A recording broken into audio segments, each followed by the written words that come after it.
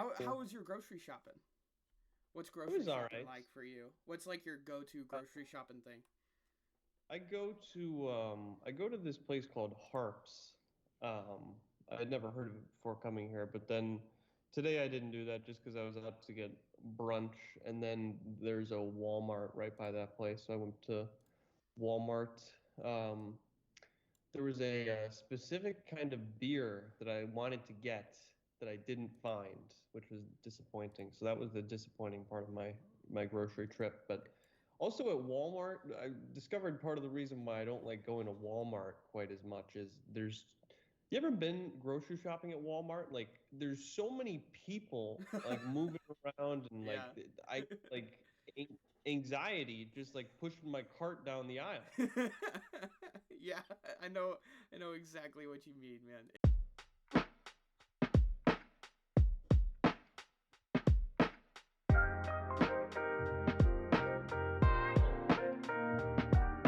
That's like the only option usually for me and Courtney is to go to Walmart. Yeah. Unless we go to like Dollar General here in town, but like Walmart's the go-to, and I guess it's not as bad because it's not the Walmarts that we go to aren't as populated. But I've always noticed, and it's no bash on Walmart, but Courtney misses Target, and I now understand why she misses Target so much. It's just like Target just feels more classy half the time, you know? Tarjay. Target, Tarjay, yeah. yeah, I love Target. So Yeah. perfect. Welcome everyone to the sit down. My name is Anthony Saviello. I'm joined by my co-host, resident beanpole, and Mr. Nice Guy himself, John Dales. How are you, sir? I'm doing good. I'm doing good, Anthony. I appreciate you, getting started on this podcast with me for all of our listeners out there. Anthony Anthony does this thing where, he he's got a lot of different, he's got a lot of different irons in the fire, so to speak. So he's got this sit down podcast, which, we're hoping takes off, that we can both go full time on this, earn some income from it. But Anthony, meanwhile, has like four or five other different things that he's doing. He's in a play. He's got this other podcast. I believe it's called the Angry Couple podcast, correct? Yeah, that's pretty Yeah. close. That's pretty Yeah. close. So I mean, he goes to college campuses on his TikToks, and he asks people crazy questions like, "What's your first name?" Like stuff like that. So I mean, yeah, I'm glad you finally decided. You know what? Screw it. We're doing this damn podcast. I appreciate your honesty, sir. I don't. Thank you for. I don't know if that was encouragement or if that was Yeah. just outlandish, blasphemy. But either way, I appreciate it. That was great. So, hey, I have to ask you because I saw this on my drive. Now, we both we both know each other because we both work in the news industry. Hmm. I'm a reporter. You're a sports director, and this is really both of ours like first job in the news in the entertainment industry.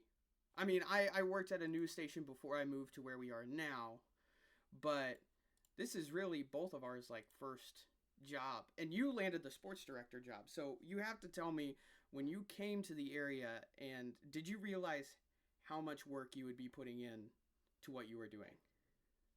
Honestly, not really. No. I think it's interesting for a lot of people that don't really know the people outside of the industry, outside of the TV news industry, don't really know, like, I guess what it's like for the people in it, that how you start, where you kind of move to a place where you have no idea um, anybody around there or anything, and you don't know the area at all. Yeah, I guess the full workload was a little bit surprising.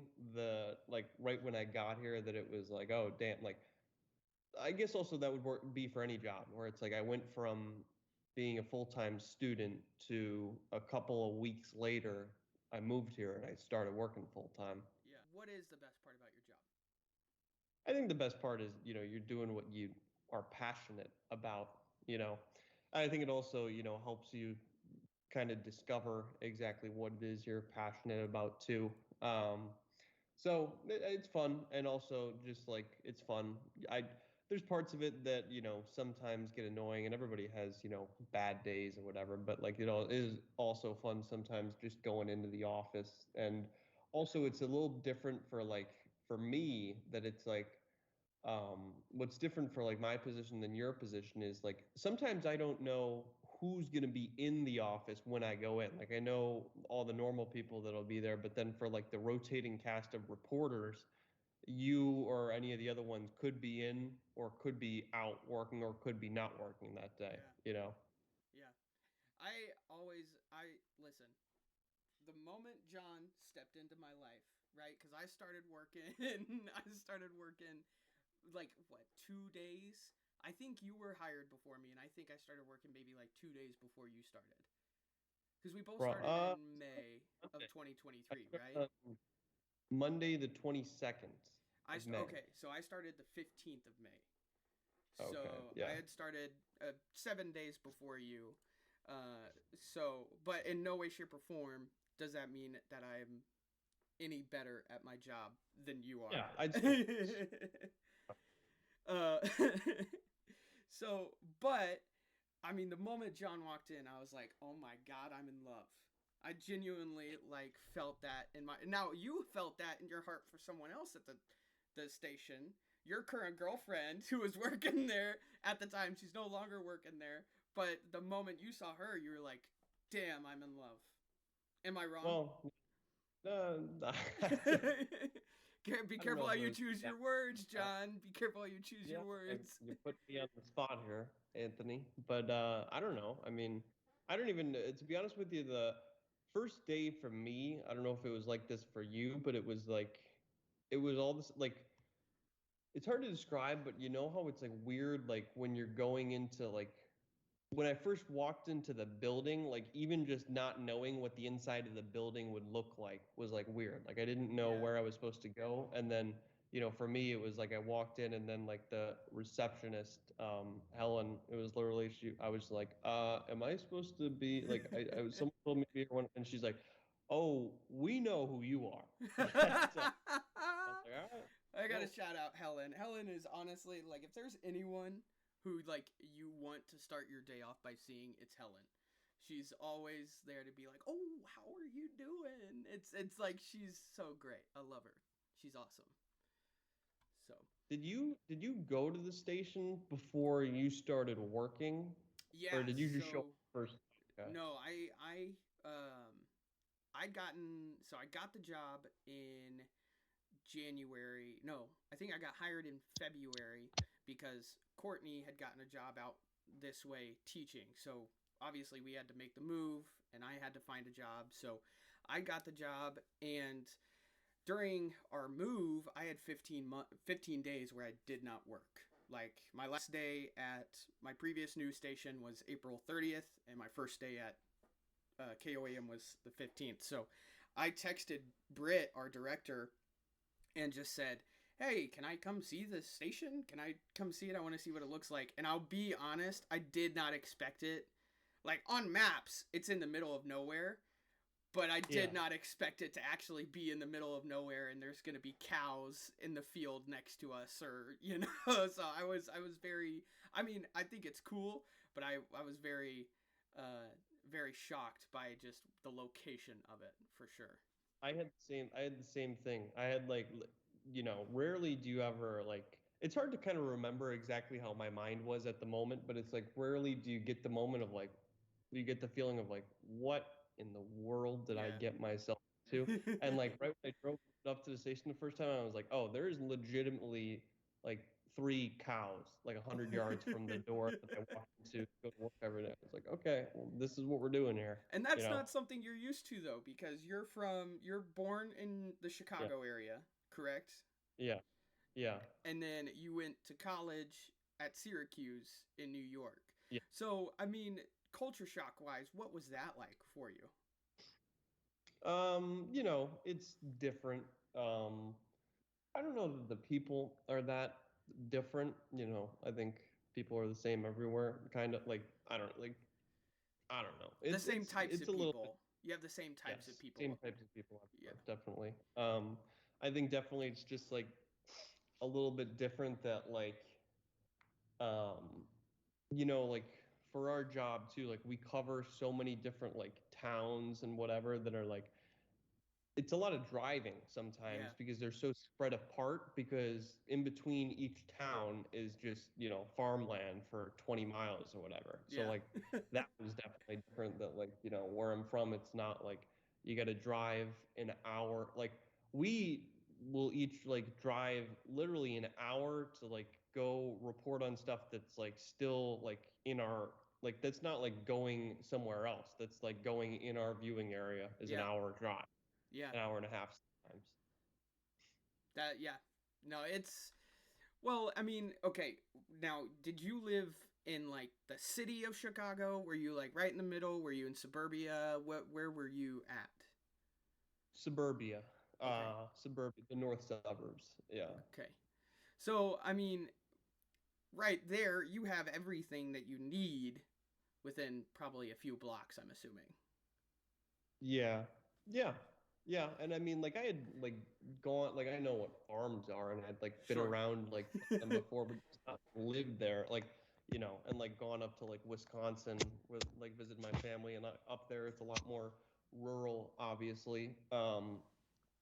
But yeah, I'd say, living here is different. Even just like, going from like living in college, which I don't know if it was Yeah. like this for you, to like, now I'm living in downtown Joplin, which is, I'm in downtown Joplin, but there really ain't a whole lot going on. Like I am, I am right off Main Street, and you can look out my window at Main Street for like 10 minutes at a time, and there will be no people walking by, Yeah. which is crazy a little bit to Yeah. me. And you have it even like, more so where it's like you're in freaking, is it Liberal or Lamar? Yeah, Liberal, Missouri, a town of 800, Liberal. not even 800 people. And Yeah. I mean, yeah. like, when I went to your house that one time, like that was fun, like hanging around there. But also, like I imagine it's one of the more quiet places for a person to live Oh in yeah. their early, Oh right out of yeah. school. I mean, for me, genuinely though, I enjoy it. I'm not like I don't growing up in Springfield, Missouri, right, which is about 3 times the size of Joplin. Um it no, by no means is it a huge city compared to places like Chicago or New York or LA, but I mean, it's a bigger town, and unlike Joplin, the downtown area it's usually poppin'. And I just think that's because the MSU campus is so close to downtown. So I think that's Hmm. why. And Springfield itself is becoming, I think, a more populous and more popular hub, just because MSU and then the towns surrounding it are growing and growing and growing. But yeah, no, I mean it was a shock for me. The only thing I have to worry about being the noisiest thing is I have a train that passes my house once every 3 or 4 hours. And if Yeah, I'm outside, I'm like, oh, that's a little loud. But if I'm inside, I barely even notice it. So like that's the noisiest, other than our dogs. You've met our dogs. Our dogs are quite the yeah, barkers and everything. But I mean, we I enjoy it. I will say though, I do have, my friends, a lot of my family back in that area.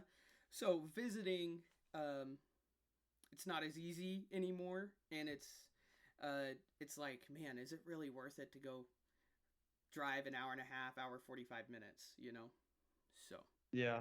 I feel that too. Even with like, my friends who are like in other places that have either graduated or or still in school, like, every once in a while will be texting me like, and like I visited my friends a couple of times. Like I visited them this summer, my friends from high school back home in Chicago, and then like I went and took a trip to New York and visited my friends and my college friends. But like every once in a while you get a text where it's like, yeah, we got to plan a trip out to Joplin sometime. It's like, yeah, I'm not sure that that's ever going to happen for the long that I'm here. yeah. It's tough to, get your friends like, come on down to Liberal, man. It is a great place, Yeah. Yeah, it Not like you is. can fly into the Liberal airport. Yeah. Well, There is no liberal airport, unfortunately.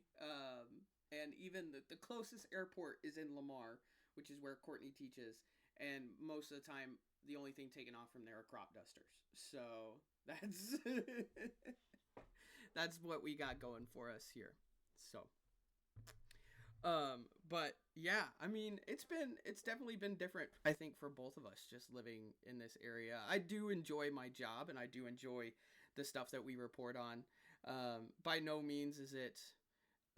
I mean, even in Springfield, every day they have some sort of crime story that they're reporting on. We don't really have that here.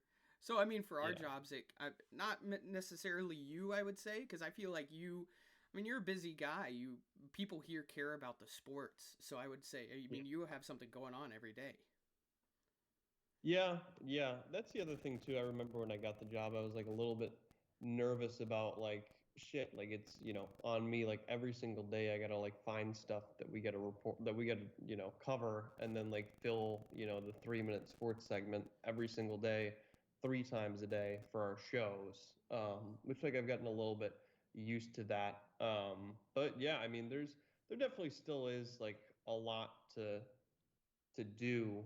Um I don't know, so we're each what, 8 months in now, Yeah, almost 9 months yeah, into our jobs. yeah, Like, it's interesting like looking back at like, I feel like once I got like right literally like my first day or even like right after Jacob, who had the job before me, left, like looking back at it now, I was like, I don't know how I like I feel like I had no clue what I was doing, and right? yeah, And maybe, 8 months from now I'll be saying the same thing about right now. yeah, But it is interesting for thinking sure, about that. for sure. Yeah, I mean, I didn't go to school for journalism. All my video editing skills, camera skills were all hobby stuff. That was all stuff that I did as a hobby before I actually did it as a job. So I think I'm very fortunate to kind of be in the position that I am and be given the opportunities that I've been given. Um, but yeah, no, it does not make it any less difficult for sure. It is a grind every day to kind of come in, and I think people don't realize that is like we sometimes when we're going to our public, they think that we're reporting on stuff that maybe we want to report on. I think it's so funny when we get comments. I got a comment the other day. I did a story on a funeral for a canine officer. I don't know if you remember this story that I did. I do. Yes. And it was the I believe funeral for the yours was canine the officer. saddest funeral you've ever seen, or the best funeral you've ever seen. Yeah, it was One of the two. honestly one of the best funerals I've ever been to. Like this, the community, the police department, all surrounded, this dog. And basically, what happened?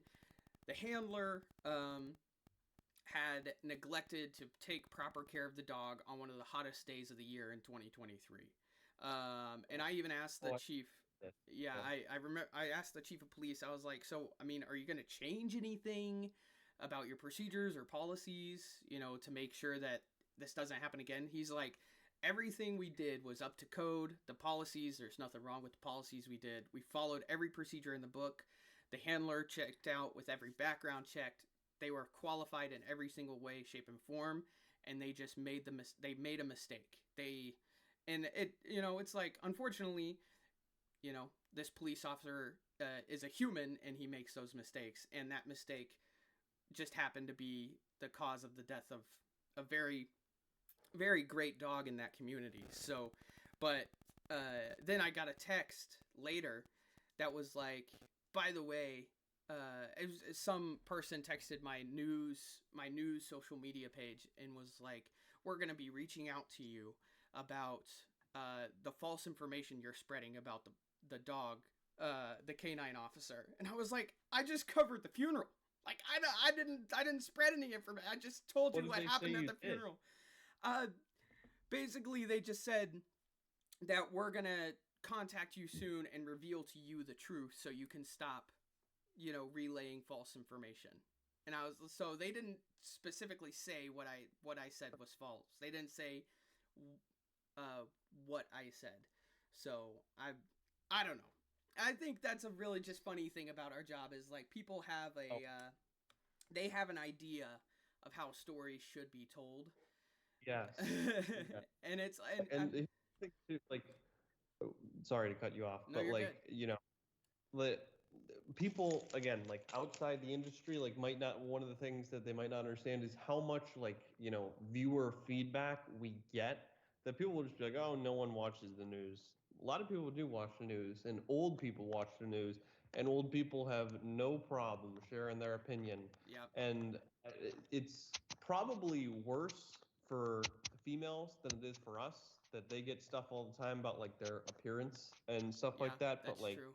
you know, we get stuff like, I don't like, when you everybody messes up at their job. Like, you even talked about the police officers, but like not everybody like has like, you know people then like reaching out to them, say like, hey, just so you know, like I was watching what you did and you messed up, and here's what you messed up on.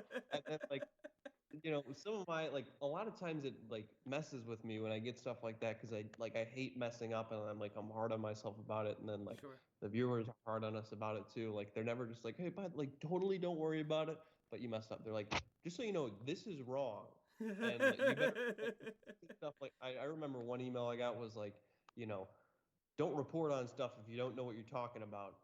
There was one funny one that I just remembered from this summer. It was like, I was covering our summer baseball team in Joplin, and I literally, like, on the graphic that we put on the screen, it said that, like, instead of the score being 4-3 that Joplin had won, it said 3-4 that Joplin had lost, and like the Mm. graphic was wrong, but what I said was correct.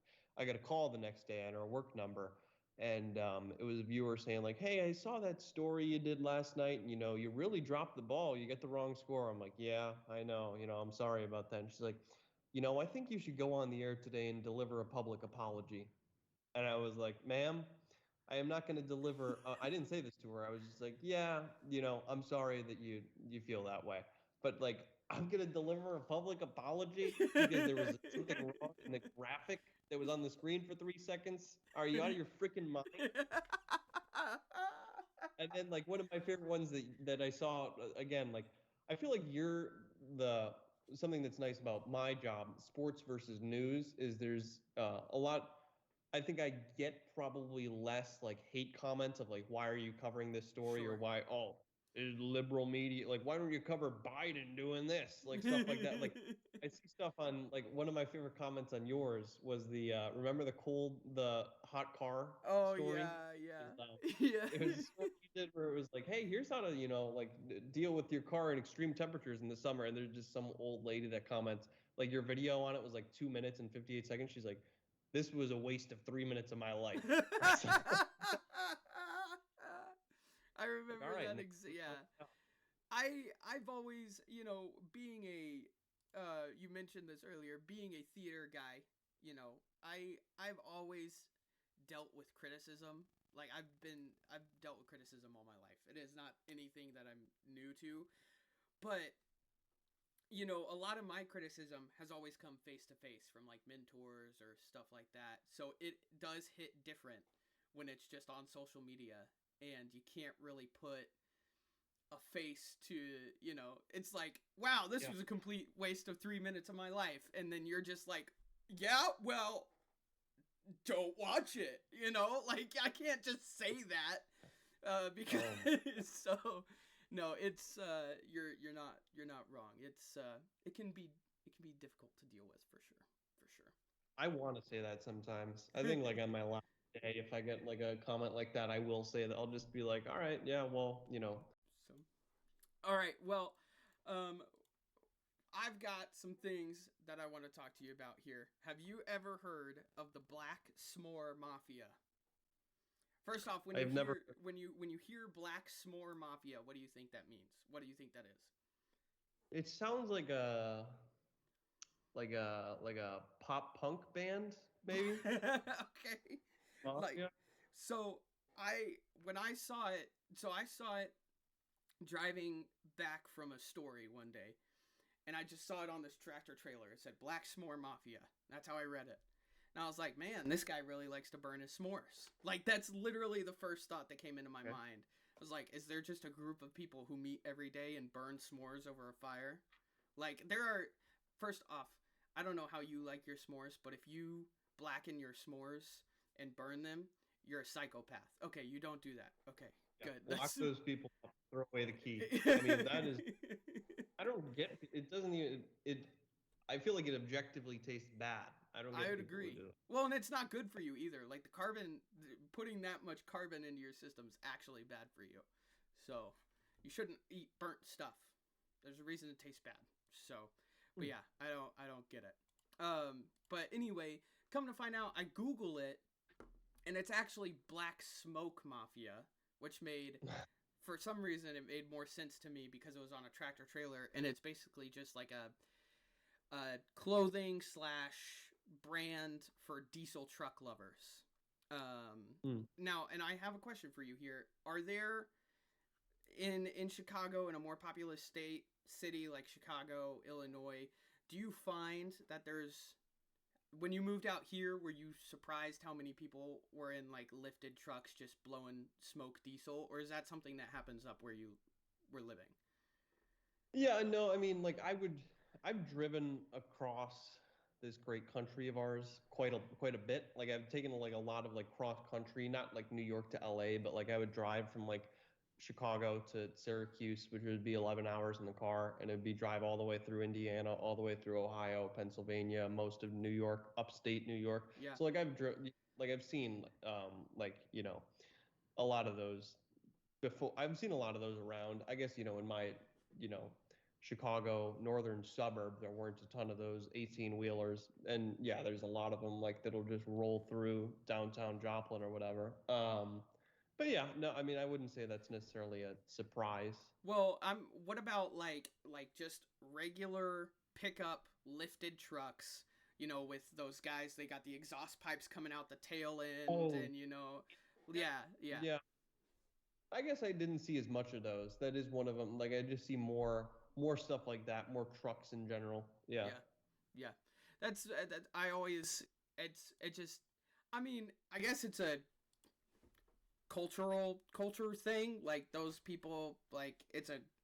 There's a lot of people who just love lifting their trucks and rolling coal is what they call it. But I'm just sitting here like in my Chevy Cruze, like go go do it, guys. You guys are doing great.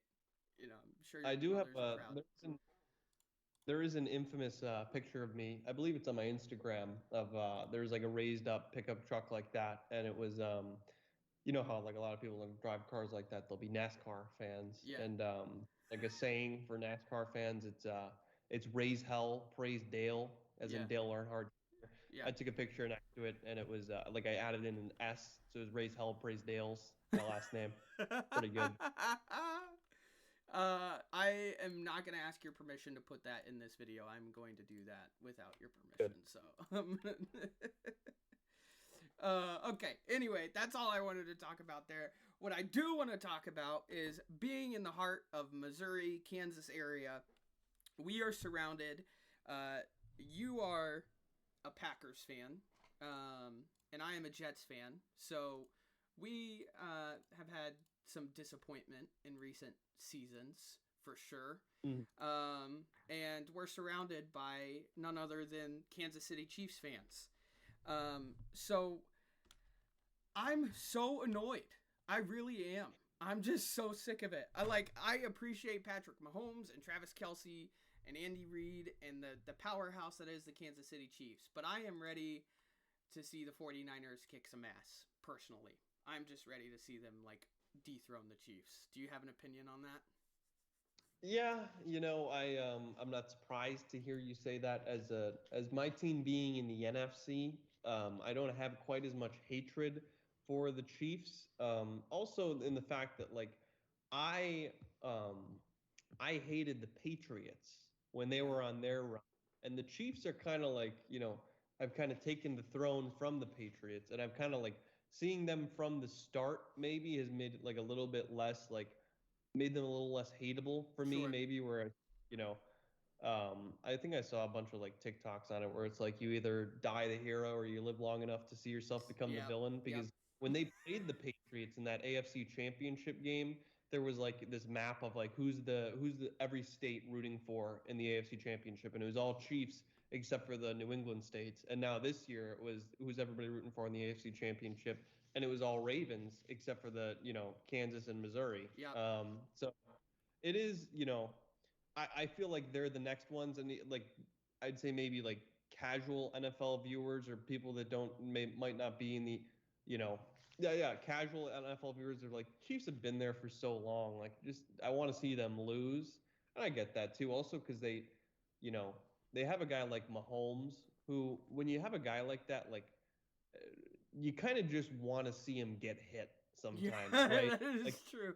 they want to see him like take a big hit Yeah. because he's a superstar and like he's hateable. He's Yeah. very hateable. And He's like so I think elusive. also Like, yeah, yeah, yeah.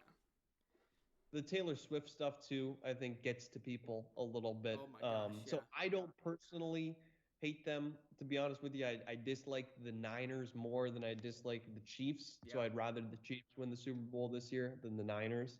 Yeah. But yeah, I think it's just that they're the next ones up in terms of a dynasty, and also like you don't see dynasties very often like this in pro sports. Like when you just look at the list of like you know who played in the Super Bowl every year. It's not often that you have like Chiefs going 4 times in 5 years or the Patriots going however many times they went because That's true. that was insane. It felt like they played in the Super Bowl every freaking year. Yeah. Or at least the AFC Championship. Like Yeah. they were contenders every year. Well, according to ESPN, I mean these teams are really just they're pretty evenly matched. They have both quarterbacks put regular season numbers of over 44,000 yards. I would say that San Francisco definitely has the rushing edge on Kansas City. But I think this will be. I think both Isaiah Pacheco and Christian McCaffrey will both have over 100-yard Super Bowl games. I have no doubt in my mind that Christian McCaffrey is going to get the ball a lot, and Isaiah Pacheco, and then Mahomes is going to do some sort of bullshit wizard magicry where he's going to be at the 50-yard line, drop back to pass, drop back another 20 yards, get off balance, and chuck the ball all the way right down on the right side of the field, even though he's on the left side of the field, and just dime it, drop right into Travis Kelce's hands for a touchdown. Like I have no doubt in my mind whatsoever. But I mean, I will say, I know that like Patrick Mahomes is the giant coming into this. Like he is the best quarterback I think that the league has ever seen. Um, you know, I Tom Brady and Patrick Mahomes are definitely on the same level, and just seeing Patrick Mahomes play, but you have to give credit where credit's due. And Brock Purdy, as a second-year quarterback, even though he's in a really good system, I interviewed a guy who's a 49ers fan, and he said people act like systems don't create good quarterbacks. They do. I would agree with that. I would say that systems create really good quarterbacks, and I think Brock Purdy is going to be a great quarterback. Yeah, I think it's interesting because I think of it sometimes like this, where like if you started to list off quarterbacks, where you're just like, all right, who's a quarterback that if you started a team next year, they could win you a Super Bowl, and then like you go down the list, Brock Purdy would be like what 15th on that list, which is Probably. crazy. Yeah. Like I just don't think of him as a Super Bowl quarterback. And then like you think back of like all the recent Super Bowls, like who's the worst quarterback to win a Super Bowl in, since the turn of the century or in like the last like 20 years? Might be Eli Manning, to be quite honest with. And like Okay, hold on a second. what? I'd say Nick Foles. Nick Foles. Oh yeah, you're right. I forgot about Foles. Yeah, Nick Foles. Yes, that's that. You're right. Yes, Nick Foles. So is Nick Foles in that same area code as Brock Purdy? Well, here's the thing though about Nick Foles is, he was like they won that Super Bowl when they scored 41 points or whatever it was in that Super Bowl, and the week before they dominated the was it the Vikings? I think it was the Vikings in Yeah, the something NFC like that. Championship. And Foles was just like throwing like they were winning because of Foles. Like the Niners aren't winning because of Brock Purdy. You know what I mean? Sure. Yeah. I don't But know. I mean, you have such an elite football player in Christian McCaffrey, right? Yeah. And Yeah. you have an elite defense with Nick Bosa, Fred Warner, Travarius Ward, um, Dre Greenlaw. Like you have some insane defensive players, and I'm not trying to say that the Kansas City defense isn't good. These are two of the most elite defenses in the league. So I think this will be a defense heavy game, and I think it'll be a run heavy game. But ultimately, I think at the same time, it's going to come down to who can make that, you know, 30-yard pass to that wide open receiver. You know, who's going to see that wide open receiver for that touchdown, that game winning touchdown. I genuinely believe that that's what it's going to come down to. Yeah, the other thing too that like with the Chiefs this year, because we're in Chiefs Kingdom, and also like for my job, covering them is important, and then like just being in the office every day and being around it, like you hear people talking about the Chiefs a lot. Like this Chiefs team is about as bad of a Chiefs team as there's been in a while. Yeah. Yet they're in the Super Bowl. Like I'd say this is you probably would expect them to make some sort of a mistake in this game. That's just the team they've been this year. Even against the Ravens, like they gave the Ravens a lot of chances, and Lamar just kind of sucked, and the Ravens just kind of frauds. But like, the Chiefs all year, like, going into the playoffs, it's like, are they really gonna be able to win 4 games in a row against playoff teams? Because they hadn't shown any ability to do that all year, but then here they are and they're 1 win away. So Yeah. I don't like. I expect maybe something a little bit screwy to happen from the Chiefs side of things. For sure. For sure. And then obviously Taylor Swift, Travis Kelsey. You said something. You still think that this is probably fake, a setup? Is that what I heard you say? Do you actually believe that this is a real relationship? Here's my thing. Here's my thing. I wasn't. I'm not a Swiftie. I haven't been a Swiftie. I like the song "Shake It Off." I like some of her songs. They're in my guilty pleasures playlist. But I didn't. I guess like I didn't know how big of like a megastar she really was until all this started happening. Maybe until like the whole Eras tour thing started, and there's like tickets are like $1 million for that, and Yeah. like whatever. Like she's obviously a huge star, but like I don't. I don't know. Like with that being the case, like it seems so PR-ish that like all of a sudden she's dating Travis Kelsey, and like it's like conveniently like there's videos of her like hugging him after the game, and like he's like I don't know much about her. I really don't. So maybe if I knew more about her career and everything, I know she dated like Jake Gyllenhaal and like a bunch of other famous guys, but like I don't know. Like I guess to me, I just think of as like Travis Kelsey is just like a knucklehead, right? And like you really and like they're so like like like she's such like a huge star. Like I don't know, like again, maybe she's kind of a knucklehead too, but I almost think of it as like she's like, I don't think that like she and Travis Kelsey can have like intellectual conversations at the end of the night, and it's like hey honey, like you think that they can like like sit down next to each other, and it's like man, like how was your day? Like, do you think they like have anything beyond like a surface level conversation? It I, just seems,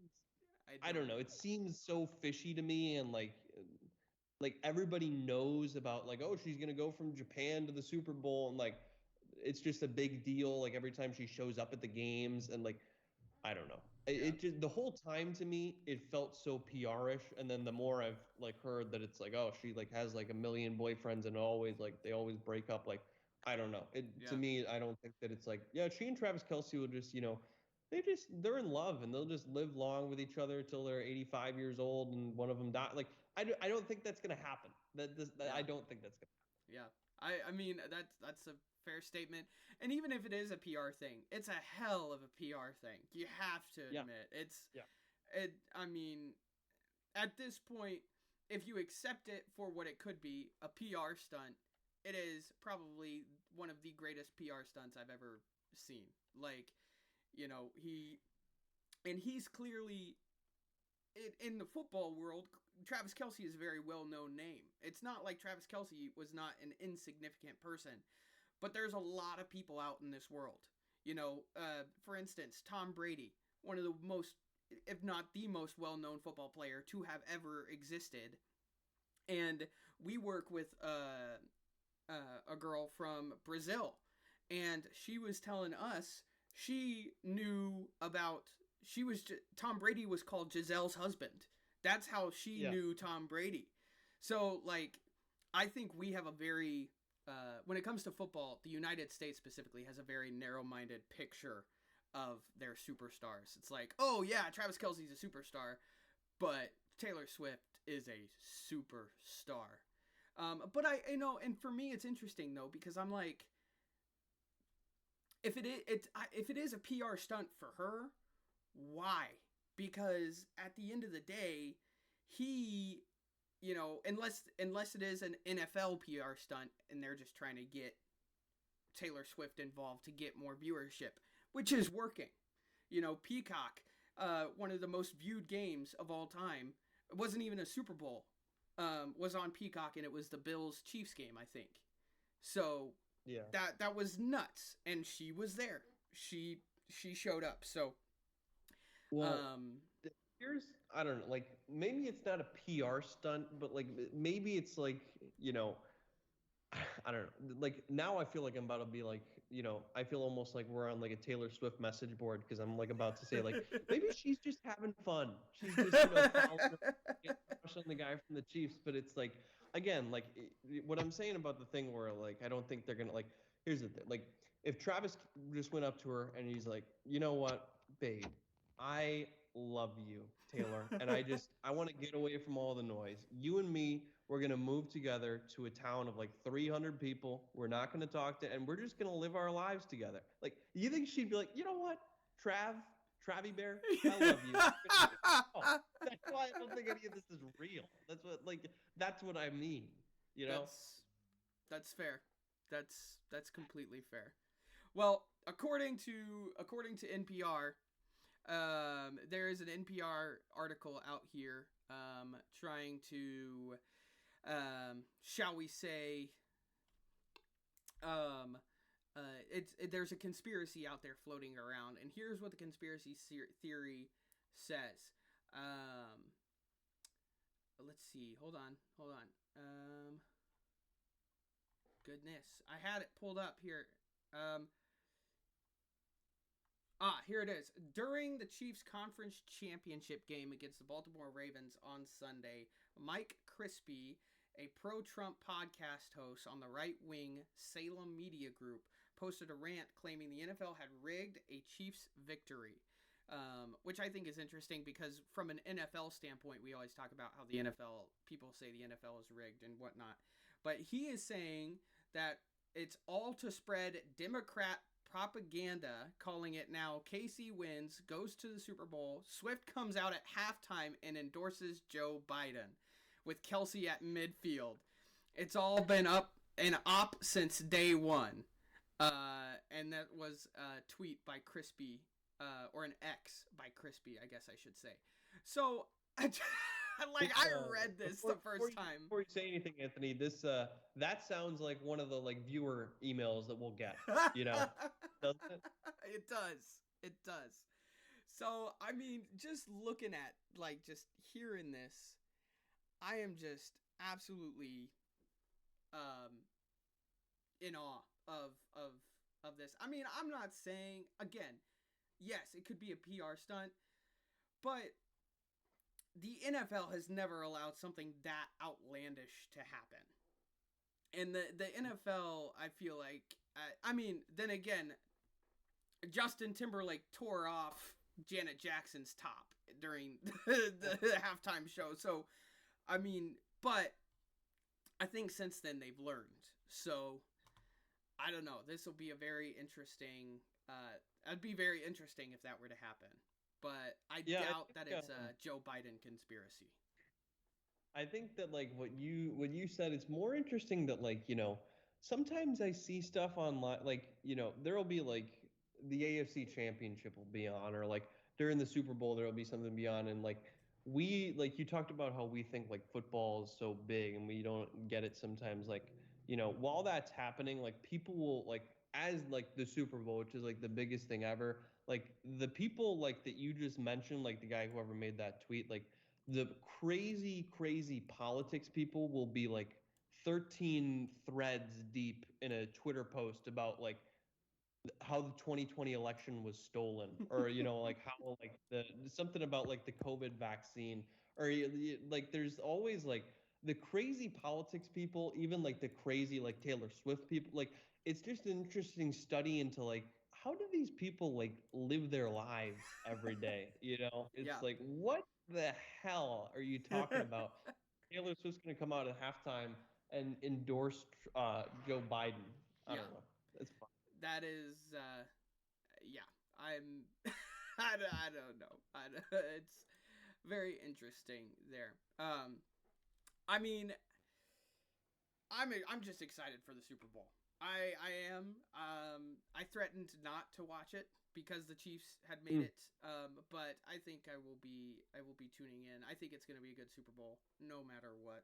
Do you have a score prediction? Um, this is my first prediction, first official on the record prediction. I will say, I will say 21-17. Chiefs win. With a game-winning field goal probably, you think? Well, no, Anthony, if it was a field goal, they would have already been up 18-17. Okay, But sorry. Sorry. yeah, no, I'll just say Sorry. I'll say defensive battle, 21-17. Okay. Chiefs win. Okay. That What do you got? Yeah. I mean, I want to see a high scoring game. Genuinely. I genuinely want to see a high scoring game. I I think the Chiefs will take it. I think it'll be pretty close to a repeat of what happened. I think the 49ers will probably rule the first half, but the Chiefs are just dominant in the second half. I think it's going to be Chiefs 31 and the Niners. I think they're going to have more points than they had last time. I'm going to say 24 for the Niners. 31 to 24. Yeah, I So, will say also, like, I don't like the Niners, but it is pretty impressive, like, to go to the Super Bowl in 2019 and then to be back here 4 years later with a different quarterback yeah. and with a pretty different core too. Like, yeah, I think they had, did they have, I don't even think they had They McCaffrey didn't in they picked up 20. They picked up McCaffrey just last season. Yeah, so like they had some of the same guys, like Kittle they had, but like I mean, to get back, like just getting to the Super Bowl is so hard, and like it's really impressive. Like to be on one side of it, the Chiefs are here 4 times in 5 years, but to be back here, uh, for Shanahan to bring a different group back here like 4 years later because it's so hard to get to the Super Bowl is pretty impressive. And Yeah. honestly, that he got there after 2 playoff games where they looked really bad in both of them, but they still found a way to win. Yeah, absolutely. I think it'll be a very, very interesting game, and I'm excited to see if Brock Purdy can withstand the withstand the tension, withstand the moment. So, all right. Well, Mhm. I want to end today's little episode podcast pilot thing that you so interestingly made fun of when we started, with some funny news stories here. The first one comes from Associated Press. A toddler got stuck after climbing into a claw machine looking for a Mm. toy in an Australia shopping mall. Basically, Australian police came to the scene where a 3-year-old boy trapped himself inside a claw machine at a suburban shopping mall. And the video surfaced on social media. The boy's father said that it happened in a split second and he had zero chance to react with it. He said it was See, unbelievable how fast he climbed into the claw machine. how is that possible? Is he like Jack from The Incredibles? Like what in the world? That dad must have just been like not even paying attention, and all of a sudden he looks back and he's like, "Oh, little Johnny's in the claw machine." looking, I will say, looking at the the toys that are in there, the slot in which like they're pretty big toys. So I mean, 3-year-olds are not big by any means. This 3-year-old is not a large human by any means, but yes, I would say the fact that the dad and claw machines have flaps, right? And the flap folds inwards. So the fact that the 3-year-old just had to maneuver his way around that is very impressive. And the fact that the dad, I really hope that the dad was like, I want the dad to have just been standing there and been like, just like laughing at his son, like, oh, that's funny. Oh, wait, crap. I can't get to my son now. I feel So, like that's like a rite of passage as a child. Like every child like got like their fingers stuck in something or like yeah. their head like stuck between the railing or something. Uh, I'm surprised. I'm actually surprised I still have my fingers on my right hand, or I think my left hand was what it was. When I was a kid, we had just showed up to church, and we had brought one of my sister's friends along, and she was in the front passenger side, and I was in the back. So she closed the passenger side door, but it didn't close all the way. So naturally, as a kid, my thought was, don't grab the handle, just grab the door from the hinge. Like, grab the door from the actual door itself and pull it open. Don't worry, it's Oh, not latched or anything. And my sister closed the door, the back door, and I'm very surprised that my fingers stayed intact. I didn't break anything. I think because my fingers were so small, they just pinched them pretty severely. yeah. But I was very it was emotional emotional morning on the way to church that day. So I think they might make cars like with that in mind because I had like the same. I wasn't like a kid. I was probably like 13 years old, and like I think I was like getting out of the car, and then like I just like put my hand like on like the door was like open, and I put my hand on like the open door frame or whatever, and then my brother just like took it and closed it like normal, not like slamming it, but like went to close it, and my hand is obviously there, and like it hurt like hell for yeah, like how like 5 seconds, and then I went and like iced it, but like none of my fingers were broken, and it would just like I don't know. yeah, yeah. I It was not fun. It was not a fun day for me that day, and it was a very interesting day for sure for us at the Savvy Yellow House. But basically, the officers they had to shatter the glass, so they had to get the kid on the other side. They had to Mm. get him onto the other side of the claw machine. They broke the glass and got him out. And the video ends with an officer saying, "You want a prize? Which one do you want?" And the Oh no. officer gave him a prize. So, um, parents, let's just keep an eye on our children, shall we? I think that's a really smart decision on everyone's Good part plan. to Yeah. keep an eye on our Yeah. children for sure. Um, Goodness, I just can't. I cannot imagine losing my child like that. That'd be nuts. And then obviously yesterday was Groundhog Day. Love our groundhogs. Poxitani Phil. How do I say it? Is it Poxitani Phil? Punxsutawney. Punxsutawney Punxsutawney. Phil. Um, Yes. Now that was also the 10-year anniversary of Staten Island, the Staten Island Chuck. I don't know if you've heard of this, but back in 2014, Bill de Blasio, the mayor of New York, um, basically was holding the groundhog. The groundhog jumped, like squirmed out of the mayor's hand, and plummeted to the ground and died. And Oh that my God. so that is the 10-year anniversary of that. So long, rest in peace, Staten Island Chuck. You will be missed, sir. That is probably like Cordian was talking about it earlier today, and I was like, that's not true. There's no way that's real. And then sure enough, I looked for an article about it, and it is something he has been branded Mayor Bill Butterfingers de Blasio. Um, yeah, I feel like that you better like resign after that. is. To be If quite you honest. kill the ground, I mean, Yeah. listen. I think this is just a PSA that you should just not handle animals that are meant to be wild animals.